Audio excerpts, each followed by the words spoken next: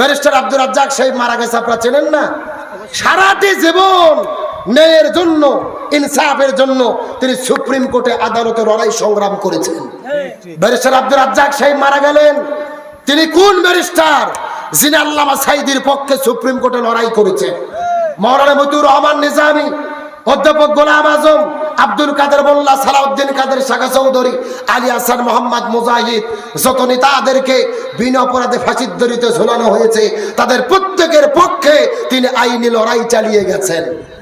এই জন্য আজকে জাতি তাকে স্মরণ করছেন, তার জন্য দোয়া করছেন। আমরাও দোয়া করি, আল্লাহ মরহুম ব্যারিস্টার আব্দুর রাজ্জাক ভাইয়ের কবরটাকে আপনি জান্নাতের টুকরা বানিয়ে দেন। আল্লাহ তাকে জান্নাতের মেহমান হিসেবে কবুল করেন। আল্লাহ তার কবরটাকে নূরে মুনওয়ার করে দেন, বলেন আমিন। তার কারণ ভালো মানুষের জন্য দোয়া করার দরকার আছে না নাই? ব্যারিস্টার আব্দুর রাজ্জাক সাহেব মারা গেছেন, আজকে তিনি সফল, তিনি ব্যর্থ হয়নি।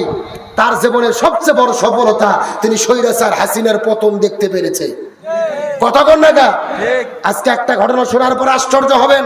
ব্যারিস্টার আব্দুর রাজ্জাক, আমার প্রিয় বড় ভাই মরহুম মাগফুর, তাকে কেন আমি সফল বলতেছি? তার দুইটা ছেলে সুপ্রিম কোর্টের বড় বড় ব্যারিস্টার, সিনিয়র আইনজীবী। চিৎকার করে বলেন আল্লাহু আকবার। এহসান আব্দুল্লাহ সিদ্দিকী, আর একজনের নাম হলেন ইমরান আব্দুল্লাহ সিদ্দিকী। তিনি দুইজনে সুপ্রিম কোর্টের বড় বড় ব্যারিস্টার, বড় বড় আইনজীবী। শুধু আইনজীবী নয়, দুইটা জানাজা হয়েছে সুপ্রিম কোর্টের প্রান্তরে। বড় ছেলে জানাজার ইমামতিত্ব করেছে, তাকওয়া মসজিদে ছোট ছেলে নামাজের ইমামতিত্ব করেছে। আলহামদুলিল্লাহ বলবেন না?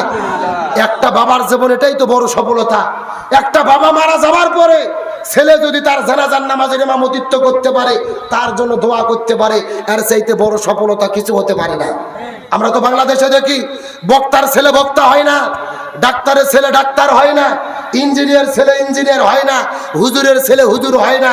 কিন্তু আব্দুর রাজ্জাক সাহেবের দুইটা ছেলে সিনিয়র আইনজীবী হয়েছে, তারা ব্যারিস্টার হয়েছে। এটাই তার জীবনের সবচেয়ে বড় সফলতা। ইন্নাল্লাযীনা ক্বালু রাব্বুনাল্লাহু সুম্মা ইসতাকামু তাতানাজ্জালু আলাইহিমুল মালায়েকা, আল্লাহর প্রতি ঈমান আনার পরে যারা অবিচল থাকে, তাতানাজ্জালু আলাইহিমুল মালায়েকা, আল্লাহর পক্ষ থেকে ফেরেশতা নাজিল হয়। এই ফেরেশতা এসে বলে, আল্লাহ তাখাফু ওয়ালা তাহজানু, তোমাদের জন্য কোনো ভয় নাই, কোনো টেনশন নাই। ওই ফেরেশতার আসার পরে আল্লাহর জান্নাতের সুসংবাদ তাদেরকে দিতে থাকে।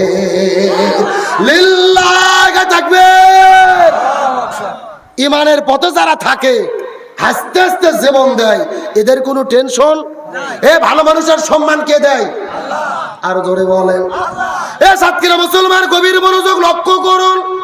এই যে গতকালকে বিদায় নিয়ে চলে গেছে ব্যারিস্টার আব্দুর রাজ্জাক সাহেব, আমাদের জমিন থেকে বিদায় নিয়ে চলে গেল।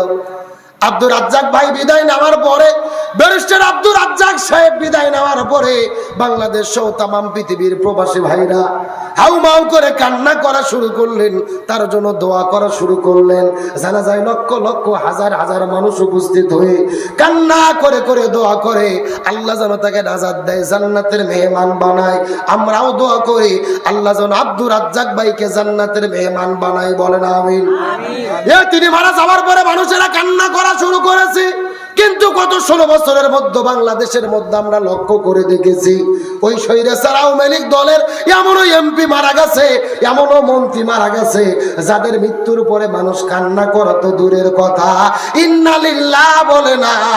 ওই স্বৈরাচাররা মরে যাওয়ার পরে মানুষেরা খুশির ঠেলায় বলে আলহামদুলিল্লাহ। এ কথা কন না কে?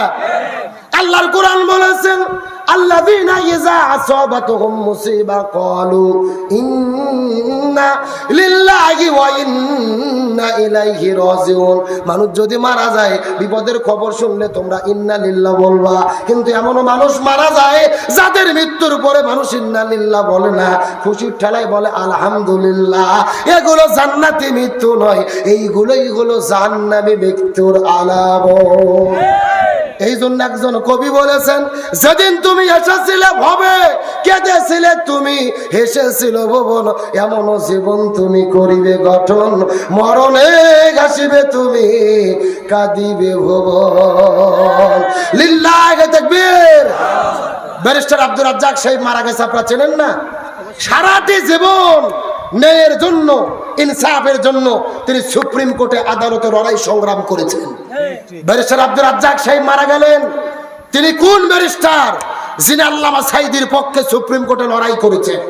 মাওলানা মতিউর রহমান নিজামী, অধ্যাপক গোলাম আজম, আব্দুল কাদের মোল্লা, সালাউদ্দিন কাদের শাখা চৌধুরী, আলী হাসান, মোহাম্মদ মুজাহিদ, যত নেতাদেরকে বিনা অপরাধে ফাঁসির দড়িতে ঝোলানো হয়েছে তাদের প্রত্যেকের পক্ষে তিনি আইনি লড়াই চালিয়ে গেছেন।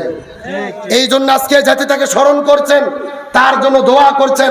আমরাও দোয়া করি, আল্লাহ মরহুম ব্যারিস্টার আব্দুর রাজ্জাক ভাইয়ের কবরটাকে আপনি জান্নাতের টুকরা বানিয়ে দেন।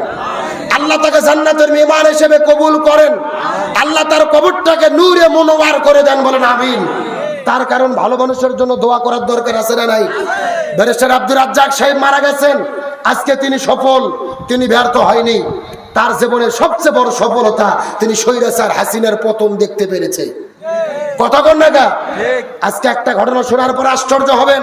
ব্যারিস্টার আব্দুর রাজ্জাক, আমার প্রিয় বড় ভাই মরহুম মাগফুর, তাকে কেন আমি সফল বলতেছি? তার দুইটা ছেলে সুপ্রিম কোর্টের বড় বড় ব্যারিস্টার, সিনিয়র আইনজীবী। চিৎকার করে বলেন আল্লাহু আকবার। এহসান আব্দুল্লাহ সিদ্দিকী, আর একজনের নাম হলেন ইমরান আব্দুল্লাহ সিদ্দিকী। তিনি দুইজনে সুপ্রিম কোর্টের বড় বড় ব্যারিস্টার, বড় বড় আইনজীবী। শুধু আইনজীবী নয়, দুইটা জানাজা হয়েছে সুপ্রিম কোর্টের প্রান্তরে। বড় ছেলে জানাজার ইমামতিত্ব করেছে তাকওয়া মসজিদে, ছোট ছেলে নামাজের ইমামতিত্ব করেছে। আলহামদুলিল্লাহ বলবেন না? একটা বাবার জীবন এটাই তো বড় সফলতা। একটা বাবা মারা যাওয়ার পরে ছেলে যদি তার জানাজার নামাজের ইমামতিত্ব করতে পারে, তার জন্য দোয়া করতে পারে, এর চাইতে বড় সফলতা কিছু হতে পারে না।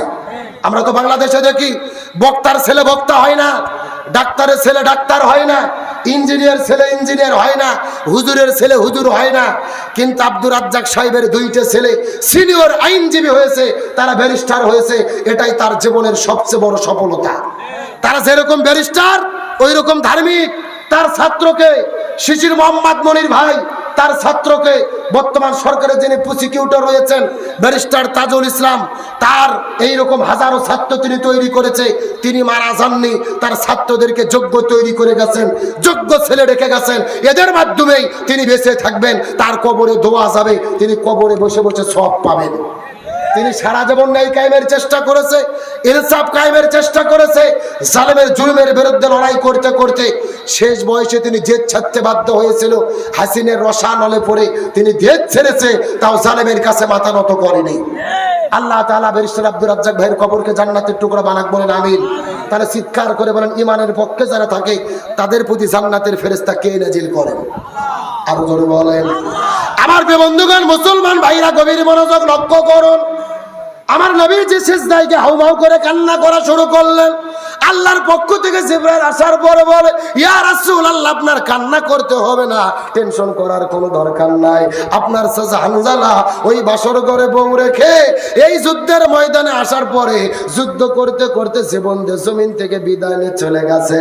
আল্লাহ তাআলা হানজালার উপরে এত বেশি রাজি খুশি হয়ে গেছে রে, আল্লাহ জান্নাতের মধ্য থেকে ওই জান্নাতি ফেরেশতা পাঠায়া সাহাবী হানজালার জন্য আল্লাহ হাউজে কাউসার জমজমের পানি দিয়ে জান্নাতি ফেরেশতাদের মাধ্যমে তার গোসলের ব্যবস্থা করেছে। লিল্লাহি তাকবীর। ওগুলো আপনি টেনশন করবেন না, হলডিল হবেন না। আপনার সাথে হানজালা জমিনের মধ্য থেকে বিদায় নিয়ে চলে গেছে। আল্লাহ তার উপরে এত বেশি রাজি খুশি হলো, ওই জান্নাতি ফেরেশতা দিয়ে তার জন্য আপনার গোসলের ব্যবস্থাটা করে দিলেন। আমার নবী কথাটা শোনার পরে সিজদার মধ্য থেকে ওঠার পরে হাউমাউ করে করে কান্নাটা বাদ দিয়ে মুস্কি মুস্কি হাসা শুরু করলেন। হানজালার বিবি ডাক দিয়ে বলে, ওগো প্রাণের ইয়া রাসূলুল্লাহ, আপনি কিছুক্ষণ আগেই তো কান্না করলেন, এখন আপনি কেন মুস্কি মুস্কি হাসেন? রাসূল ডাক দিয়ে বলে, নতুন বধূ রে, আমি নবী তুমি নবী না, আমি যা জানি তুমি তা জানো না, আমি যা দেখি তুমি তা দেখো না। তোমার স্বামী বাসর ঘরে তোমাকে রেখে জিহাদের ময়দানে আসার পরে যুদ্ধ করতে করতে শহীদ হয়ে জীবন দিয়ে পৃথিবী থেকে বিদায় চলে গেল।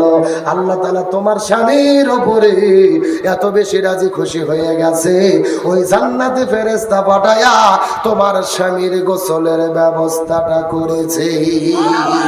একটু জোরে বলেন না সুবহানাল্লাহ। এই কথা বলে আমার নবীজি সিজদা থেকে ওঠার পরে লক্ষ্য করে দেখি ওই উহুদ পাহাড়ের পাদদেশে একদল সাদা পোশাকধারী তাকবীর দিতে দিতে খাটুনি নিয়ে উহুদ পাহাড়ের নিচে যখন তিনি অবতীর্ণ হলো, নবী আস্তে করে যাওয়ার পরে ওই খাটুনির কাছে যাওয়ার পরে লক্ষ্য করে দেখতে পারেন ওই খাটুনির মধ্যে সাহাবী হানজালা ঘুম পাড়তেছে, তার মুখের মধ্য থেকে জান্নাতি নূরগুলো চমকায় চমকায় চমকায় বের হতেছে রে। নবীজি তার চুলের দিকে লক্ষ্য করে দেখতে পারলেন চুল বেয়ে বেয়ে top top top top top top করে পানি পড়তেছে। তার মানে বোঝা গেল কিছুক্ষণ আগে ফেরেশতারা সাহাবী হানজালাকে গোসল করে দিয়েছে, তার পানি কিন্তু পড়া এখন পর্যন্ত বন্ধ হয় নাই, top top top top top top করে পানি পড়তেছে। এই আলোচনাটা এতক্ষণ পর্যন্ত কেন আমি আপনাদের মধ্যে করলাম? আলোচনার দ্বারা আমি আপনাদেরকে শিক্ষা দিতে চাইলাম সাহাবী হানজালার ফরজ গোসল বাকি, আর একদিকে 3 ওয়াক্ত ফরজ নামাজ কাজা ছিল, কিন্তু দিন কায়েমের আন্দোলন করার কারণে জীবনদের শহীদ হওয়ার কারণে আল্লাহ আসমান থেকে ফেরেশতা পাঠায়া তার জন্য গোসলের ব্যবস্থাটা করে দিয়েছে। তার মানে বোঝা গেল আল্লাহর কাছে ফরজ গোসলের চেয়ে ফরজ নামাজের চেয়ে সবচাইতে প্রিয় হলো এই জমিনের ভেতরে কোরআন বিজয়ের আন্দোলন করা। আরো জোরে বলেন। এই জন্য আল্লাহর কোরআন বলেন ওমা ওয়াসাইনা বিহি ইব্রাহিমা ওয়া মূসা ওয়া ঈসা আন আকিমুদ্দিন ওয়া লা তাতাফাররাকু ফি। হে সাতক্ষীরার মুসলমান, শেষ কথা কান খাড়া করে শোনেন। আল্লাহর যুগান্তরকারী ঘোষণা, এই পৃথিবীতে হযরত মূসা, ঈসা, ইব্রাহিম আলাইহিস সালাম যত নবী রাসূল প্রেরণ করেছি, সব নবী রাসূলের দায়িত্ব ছিল তারা যেন জমিনে দ্বীন কায়েম করে। তোমরাও যদি মুসলমান হও, আন আকিমুদ্দিন, এই জমিনে দ্বীন কায়েমের আন্দোলন করো। ওয়া লা তাতাফাররাকু ফি, এই ব্যাপারে কোনো দলাদলি করা যাবে না। চিৎকার করে বলেন কার কথা? আরো জোরে বলেন কার কথা? গভীর মনোযোগ লক্ষ্য করুন। আল্লাহ কোরআনের 82 জায়গার মধ্যে বলেছেন আকিমুস সালাহ ওয়া আতুজ যাকাত, নামাজ কায়েম করো, যাকাত প্রদান করো। তবে নামাজ আর যাকাতের ব্যাপারে ওয়ালা তাতাফাররাকু ফি, তোমরা দলাদলি করো না, এমন কথা আল্লাহ কোরআনে বলেনি। আল্লাহর কোরআন বলেছেন ওয়ালিল্লাহি আলান নাসি হিজ্জুল বাইত, যদি তোমাদের সামর্থ্য থাকে হজ করো, তবে হজের ব্যাপারে ওয়ালা তাতাফাররাকু ফি, তোমরা দলাদলি করো না, এমন কথা আল্লাহ কোরআনে বলেনি।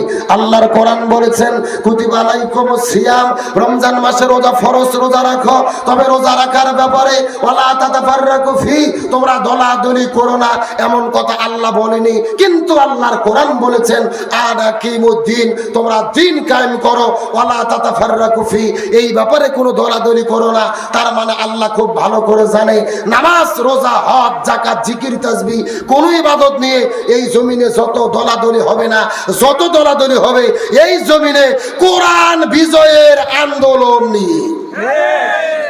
আল্লাহর বক্তব্য কি মেলে? শেষ কথা শোনেন। আপনাদের এই গ্রামের নাম কি? রহমতপুর নবযুগ। এই গ্রামের একটা বুড়ো চাচা, 80 বছর বয়স। জোরে বলেন কয় বছর? 80 বছর বুড়ো চাচা, 5 ওয়াক্ত নামাজ পড়ে, মাথার টুপি, মুখের মধ্যে দাড়ি, সামনের কাতারে নামাজ পড়ে, হজ করছে 6 বার। এরকম একটা হুজুর যে বলতেছে চাচা বাংলাদেশে কোরআন কায়েম করতে হবে, কোরআন বিজয় করতে হবে, কোরআন দিয়ে দেশ চালাতে হবে। ওই চাচা নামাজ পড়তে পড়তে লাভ দিয়ে উঠে বলতেছে এই হুজুর রাজনীতি করে রে।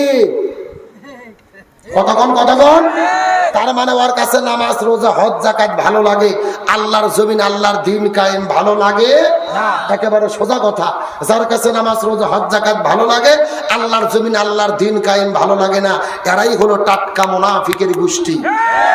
তার কারণ মুনাফিকের সর্দার ছিল আব্দুল্লাহ ইবনে উবাই। মুনাফিকের সর্দার কেন হলো? রসুলের পিছে নামাজ পড়তো, মাথায় টুপি, 6 হাত পাগড়ি, হজ করছে 6 বার, 1.5 হাত দাড়ি। মুনাফিকের সর্দার হওয়ার পেছনে কারণ হলো 2টা। 1 নম্বর নবীর নেতৃত্ব মানেনি, 2 নম্বর জমিনে দ্বীন কায়েমের বিরোধিতা করেছে।